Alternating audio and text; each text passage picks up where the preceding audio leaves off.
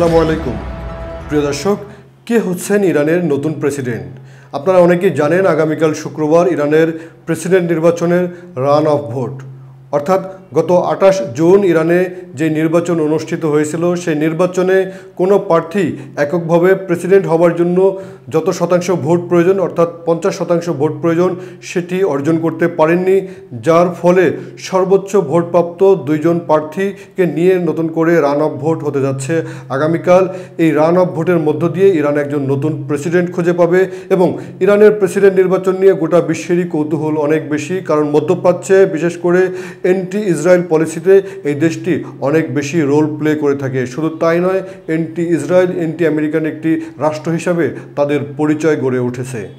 সুপ্রিয় দর্শক, ইরানের এই প্রেসিডেন্ট নির্বাচনের ফলাফল কি হতে পারে, অর্থাৎ কে প্রেসিডেন্ট হবেন সেই আলোচনা করতে গিয়ে আমরা তিনটি বিষয় আপনাদের সামনে ফোকাস করব।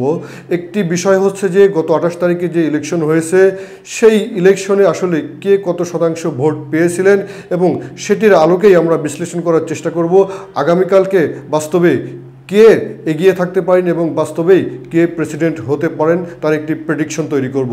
পাশাপাশি এই যে দুজন প্রার্থী তাদেরকে নিয়ে অনেক কথা গণমাধ্যমে আসছে, একজন হচ্ছে কট্টরপন্থী আরেকজন হচ্ছে সংস্কারবাদী। যেমন মাসুদ পেজেশকিয়ান যিনি সর্বোচ্চ ভোট পেয়েছিলেন গত দিনে, তাকে বলা হচ্ছে তিনি সংস্কারবাদী, আর অন্যদিকে কনজারভেটিভ বা কেউ কেউ আলট্রা কনজারভেটিভ বলছেন, তিনি হচ্ছেন সাইদ জলিলি। এই দুজন প্রার্থী কেনই বা একজন কট্টরপন্থী আর কেনই বা একজন সংস্কারবাদী, আসলে তাদের সম্পর্কে কি জানা যায় সেই কথাগুলো আপনাদের সামনে উপস্থাপন করব। সুপ্রিয় দর্শক, 28 তারিখের নির্বাচনে যেটি হয়েছিল সেটি হচ্ছে দেশটিতে আপনারা জানেন মোট 61 মিলিয়ন ভোটার রয়েছে এবং এই 61 মিলিয়ন ভোটারের মধ্যে ভোটার উপস্থিতি তুলনামূলক কম ছিল। মাত্র 40% ভোটার উপস্থিত হয়েছিল ভোট কেন্দ্রে, 40% ভোট কাস্ট হয়েছে।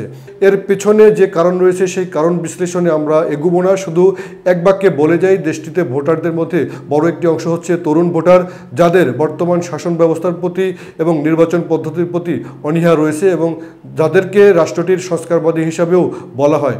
এছাড়াও আরও অনেকগুলো ফ্যাক্ট রয়েছে যে কারণে ভোটাররা ভোট কেন্দ্রে যেতে আগ্রহ হারিয়ে ফেলেছেন। সুপ্রিয় দর্শক, আমরা তাহলে দেখি যে গত নির্বাচনে যে 40% ভোট কাস্ট হলো, এর মধ্যে এই কাস্ট ভোটের মধ্য থেকে কে কত শতাংশ ভোট পেয়েছিলেন। অন্তত প্রথম রাউন্ড ভোটে যিনি প্রেসিডেন্ট নির্বাচিত হবেন তাকে 50% ভোট পেতে হবে। কোনো প্রার্থী যদি 50% ভোট না পান তাহলে এই নির্বাচন দ্বিতীয় দফায় গড়ায়, যেটিকে রান অফ ইলেকশন বলা হয়।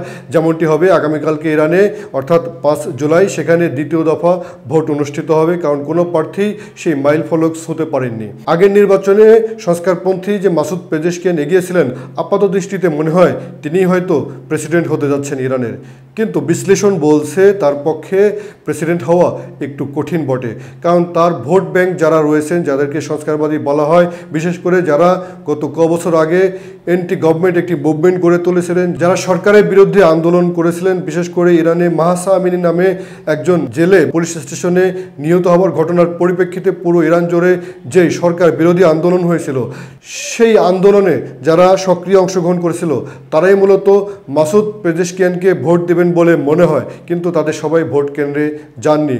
কেন যাননি? কারণ হচ্ছে যে সেই আন্দোলনের বিপক্ষে কিন্তু মাসুদ পেজেশকিয়ানের অবস্থান ছিল, যদিও তিনি সংস্কারবাদী।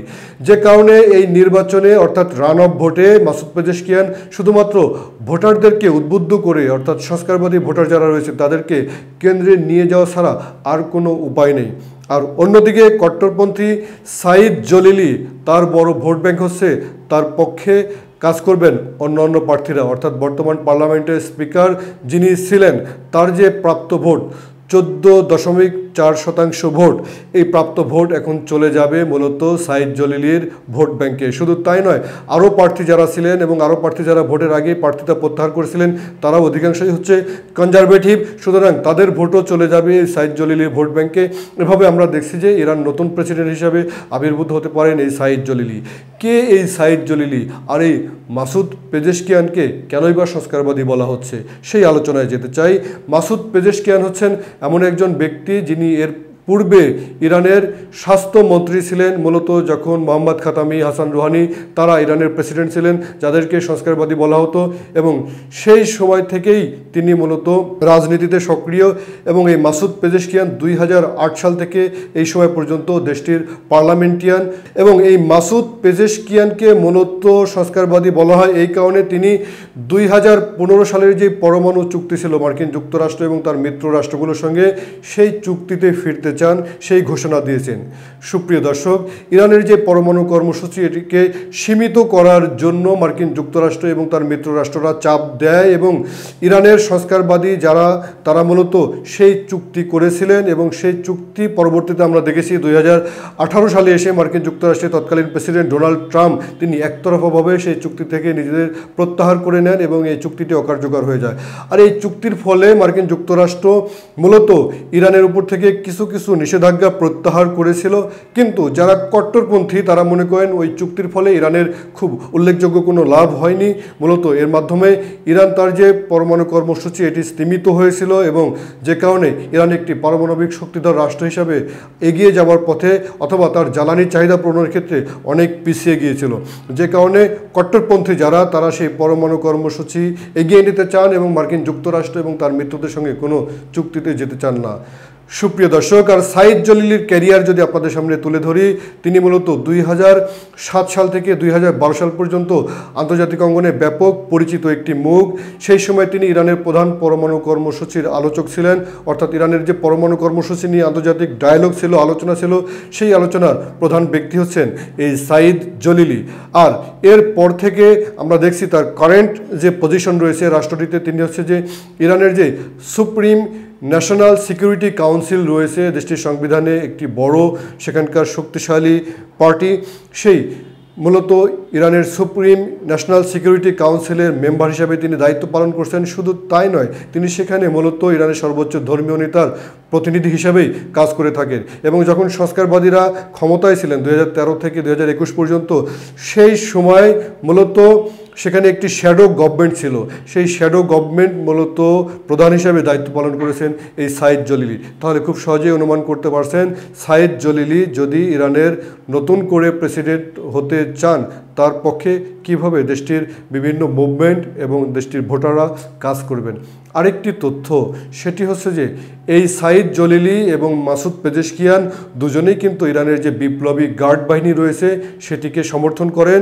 আর আমরা অন্যদিকে দেখছি ইরানের সংবিধানে যে সেখানে সর্বোচ্চ ধর্মীয় অনুশাসনের বিধিমালা রয়েছে এবং সর্বোচ্চ ধর্মীয় নেতার যে ক্ষমতা দেওয়া রয়েছে সেই ক্ষমতার বাইরে কেউই যেতে পারে না। সুতরাং যেই প্রেসিডেন্ট হন না কেন তাদেরকে কতগুলো নিয়মনীতির মধ্যেই সেখানকার সংবিধানের পন্থার মধ্য থেকে দেশটিকে শাসন করতে হবে। সুতরাং এখানে কট্টরপন্থী বা সংস্কারবাদী বলে কোনো কথা নেই।